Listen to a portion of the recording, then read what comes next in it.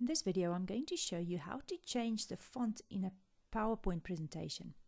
In this PowerPoint presentation, I've been using the Times New Roman font for the text, and I'd like to change this to Arial.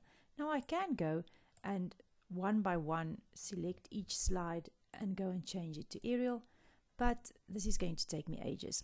So I want a route that will change all these slides all at the same time to Arial. So I'm going to click on View, Slide Master, find the Fonts tab and choose Arial. Then close Master View and you will see that all these slides, the font has changed from Times New Roman to Arial. If you found this video helpful, smash the like button. For more useful tips to boost your research experience, subscribe to my channel by clicking the subscribe button below this video. If you need a solution to a challenge not yet covered on my channel, leave a comment in the box below. See you in the next video.